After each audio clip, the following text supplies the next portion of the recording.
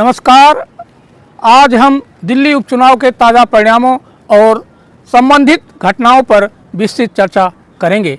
हाल ही में 5 फरवरी 2025 को दिल्ली विधानसभा के चुनाव संपन्न हुए, जिनके परिणाम 8 फरवरी 2025 को घोषित किए गए।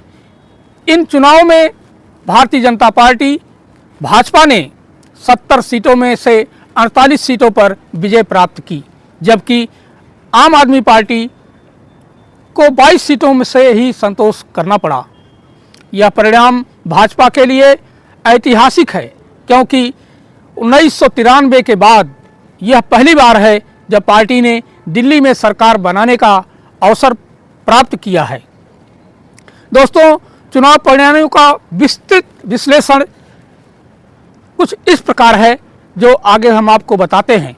भाजपा ने इस चुनाव में 40 सीटों पर बढ़त हासिल की, जो पिछले चुनाव की तुलना में एक महत्वपूर्ण उछाल है। पार्टी के प्रदेश अध्यक्ष वीरेंद्र सचदेवा ने चुनाव में भाग नहीं लिया, लेकिन उनकी नेतृत्व क्षमता और रणनीति की सराहना की जा रही है। दोस्तों, आपने पिछले चुनाव में 62 सीटें जीती थी, लेकिन इस बार उन्हें 40 सीटों का नुकसान हुआ है। और बता दें दोस्तों, पार्टी के प्रमुख नेता और पूर्व मुख्यमंत्री अरविंद केजरीवाल ने नई दिल्ली सीट से चुनाव लड़ा, लेकिन वे अपनी सीट बचाने में असफल रहे। साथ ही साथ बहुत से लोग चुनाव हार गए हैं। दिल्ली चुनाव से पहले नवंबर 2024 में पंजाब में हुए उपचुनाव में आम आदमी पार्टी ने गिद्धरवाहा, डेरा बाबा नानक और चंबेवाल सीटों पर जीत दर्ज की थी। इन सीटों पर पहले कांग्रेस का कब्जा था।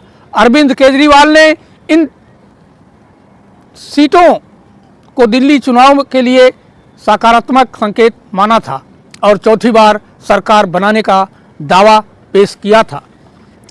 नवंबर 2024 में हुए दिल्ली नगर निगम के उपचुनाव में आम आदमी पार्टी ने 4 वार्डों में जीत हासिल की थी, जबकि 1 वार्ड कांग्रेस के खाते में गया था।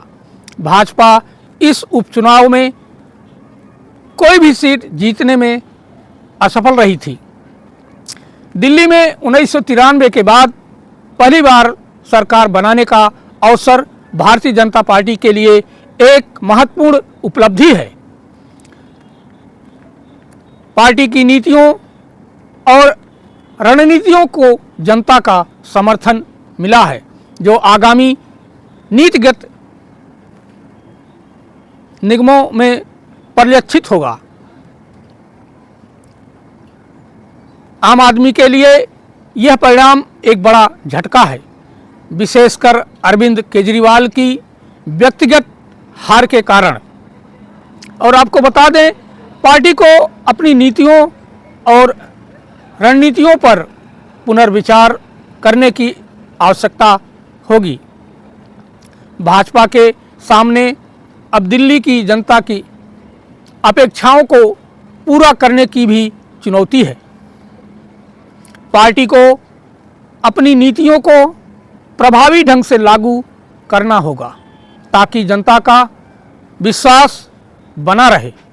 आम आदमी पार्टी को अपनी कमजोरियों की पहचान कर उन्हें दूर करने के लिए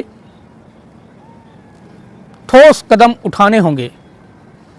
पार्टी को जनता के साथ संवाद बढ़ाना होगा और उनकी समस्याओं का समाधान करना होगा।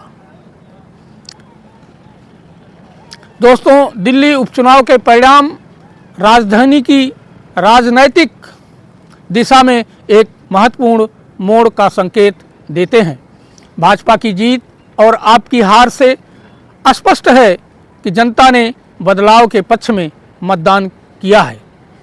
आने वाले समय में दोनों पार्टियों के लिए यह आवश्यक होगा कि वे जनता की अपेक्षाओं को समझें और उसी के अनुसार अपनी नीतियों और कार्यक्रमों को निर्धारित करें।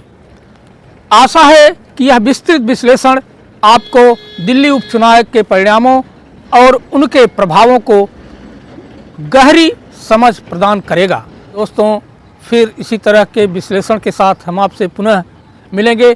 तब तक के लिए जय हिंद, जय भारत।